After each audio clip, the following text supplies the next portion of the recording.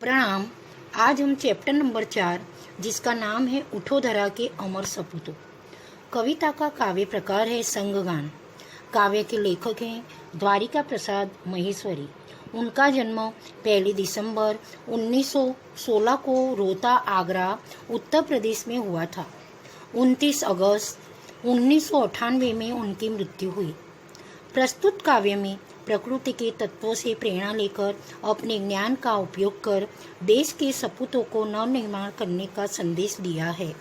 जब हमारा देश सदियों तक गुलाम था, उस समय इस कविता की रचना हुई थी। इस समय के दरमियान देश की बहुत बर्बादी हुई। आखिर 15 अगस्त 1947 को हमें ब्रिटिश सत्ता की गुलामी से मुक्ति मिली। सदियों के बाद हमने आज़ादी का सबेरा देखा। इसमें कवि ने देश के सपूतों से देश का नवनिर्माण करने के लिए कहा है। अब हम कविता पढ़ेंगे।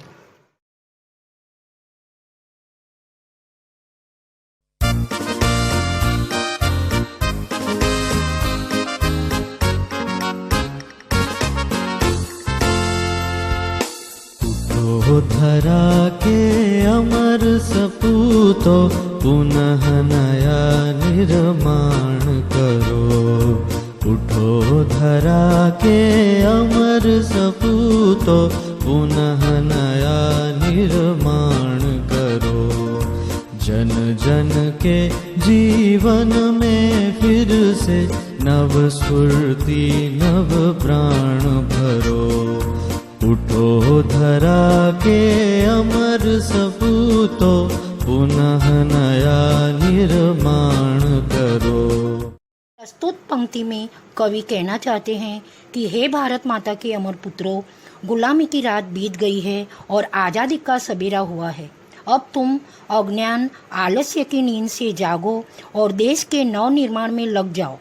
तुम्हें देशवासियों के जीवन में फिर से नया उत्साह भरना है, उनमें नए प्राणों का संचार करना है।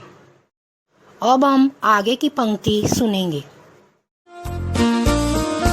नई प्रातः है, नई बात है, नई किरण है, ज्योति नई। नई प्रातः है, नई बात है, नई किरण है, ज्योति नई। नई उमंगे, नई तरंगे, नई उमंगे, नई तरंगे, नई आस है सांस नई।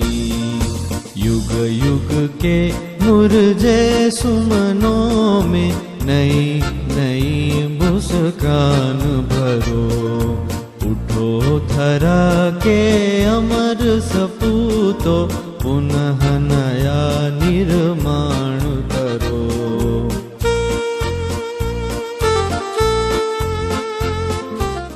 दूसरी पंक्ति में कवि कहना चाहते हैं कि आज़ादी की नई सुबह में नई चर्चाएं हो रही हैं, नए विचारों की किरणें फैल रही हैं। सब अपने जीवन में नए प्रकाश का अनुभव कर रहे हैं। लोगों के मन में नई उमंगें हैं और हौसले की नई लहरें हैं। सबके मन में नई आशाएं हैं। आज देशवासी खुलकर सांस ले रहे हैं। हे देश के सपूतों, तुम्हें युग युग के मुरझाए हुए फूलों को नई मुस्कान देनी है, उन्हें फिर से खिलाना है। अब हम तीसरी पंक्ति सुनेंगे।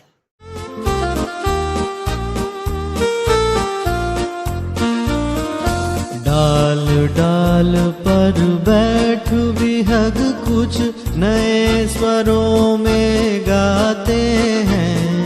डाल डाल पर बैठ विहग कुछ नए स्वरों में गाते हैं। गुन गुन गुन गुन करते भौरे, गुन गुन गुन गुन करते भौरे, मस्त उधर मंडराते हैं। नवयुग की नूतन वीणा में नया राग नव गान भरो। उठो धरा के अमर सपूतों, पुनः नया निर्माण करो। तीसरी पंक्ति में कवि कहना चाहते हैं कि आज़ादी की इस सुबह में प्रकृति भी आनंदित है। पेड़ों की डालों पर बैठे पक्षियों के स्वर में भी नवीनता है, वे भी जैसे खुशी का कोई गीत गा रहे हो। बागों में भौरे गुंजार करते हुए मस्ती से मंडरा रहे हैं। हे देश के सपूतों, स्वतंत्रता के बाद देश में नया युग आया है। इस नए युग की वीणा में तुम्हें नए राग और नए गाने भरने हैं। अब चौथी पंक्ति ध्यान से सुने। कली कली खिल रही इधर वह फूल फूल मुस्काया है।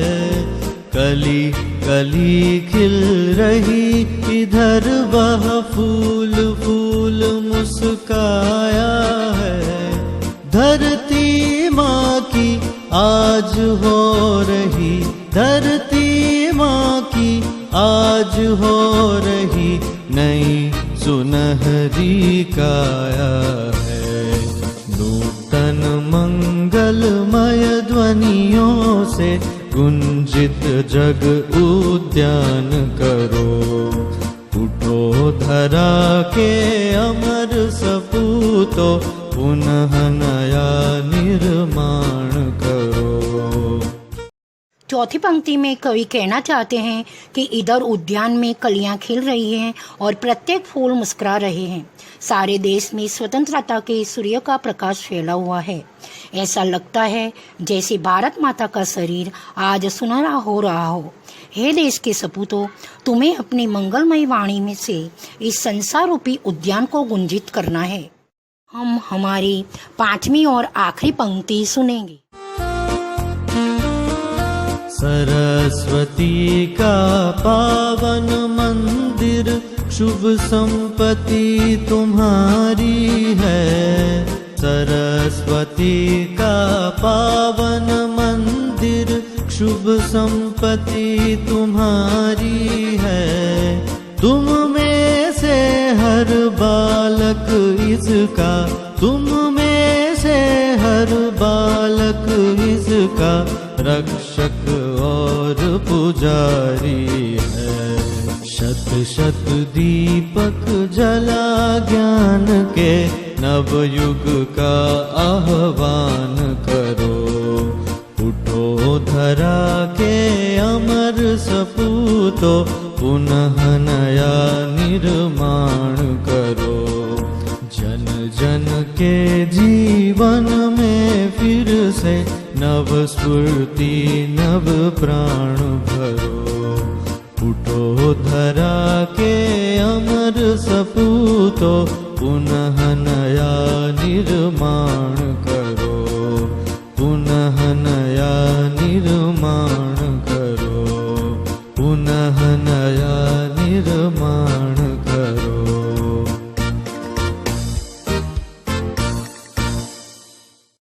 पांचवी पंक्ति में कवि देश के बालकों से कहते हैं कि हमारा देश सरस्वती का पवित्र मंदिर है। यहाँ की कल्याणकारी सारी विद्याएं ही तुम्हारी संपत्ति है। तुम में से प्रत्येक बालक इस विद्या मंदिर का रक्षक और पुजारी है। तुम्हें यहाँ ज्ञान के सैकड़ों दीप जलाने हैं और नए युग का आह्वान करना है। तुम्हें सभी प्रकार का ज्ञान पाकर देश का भविष्य उज्जवल बनाना है। यहाँ हमारी कविता 4 उठो धरा के अमर सपूतों समाप्त होती है।